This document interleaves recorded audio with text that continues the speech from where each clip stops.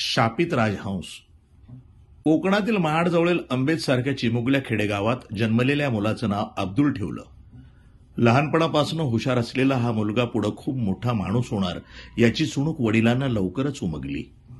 त्यांनी पोटाला चिमटा देत त्याला शिक्षणासाठी प्रवृत्त केलं.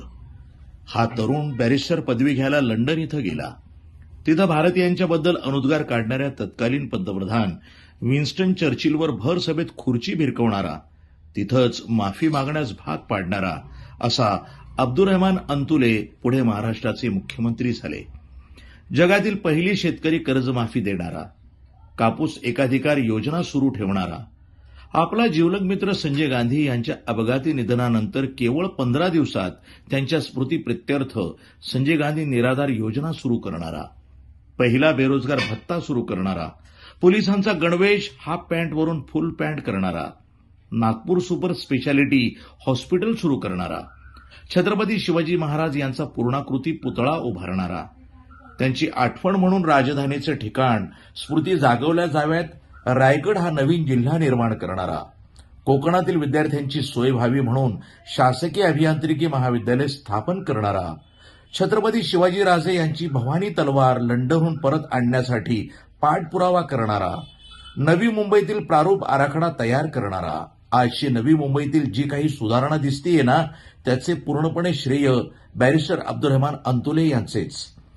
शेतकरी कामगार पक्षाच्या नेत्यांशी जवळीक साधून शेती तसंच शेतकरी विषयक प्रश्नांवर जागरूक असणारा, महाजन रिपोर्ट अनकवर्ड नावाचे पुस्तक लिहून महाराष्ट्र कर्नाटक सीमा विवाद चिरफाड करणारा, आजही त्यांचे पुस्तक बेळगाव सीमा प्रश्न बाबतीत कोर्टातील लवादाच्या वेळी संदर्भ ग्रंथ म्हणून वापरलं जातं असा हा अवलिया महाराष्ट्रातील तत्कालीन सरंजामी सहकारी लॉबीच्या घाणेरड्या राजकारणाचा बळी ठरला.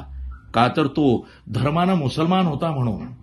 या सरंजामी सहकारी लॉबीनं 2 ब्राह्मण मुख्यमंत्री मात्र पूर्ण वेळ उरावर बसून घेतले हे विशेष. खोट्या प्रतिभा प्रतिष्ठान सिमेंट घोटाळ्यात यांना अडकवून एका उमद्या मुस्लिम समाजातील नेतृत्वाची कारकीर्द संपवली गेली. त्यावेळी सगळे विरोधात असताना केवळ स्वर्गीय बाळासाहेब ठाकरे मात्र अंतुले साहेबांच्या शेवटपर्यंत पाठीशी उभे होते. हे मात्र विशेष नमूद करण्यासारखी बाब. आज त्यांचा जयंती दिवस. त्यांच्या पवित्र स्मृतींना विनम्र अभिवादन.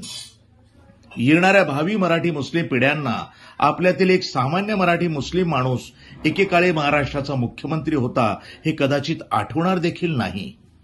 सूरज हूं जिंदगी की रमक छोड़ जाऊंगा, मैं डूब भी गया तो शफक छोड़ जाऊंगा.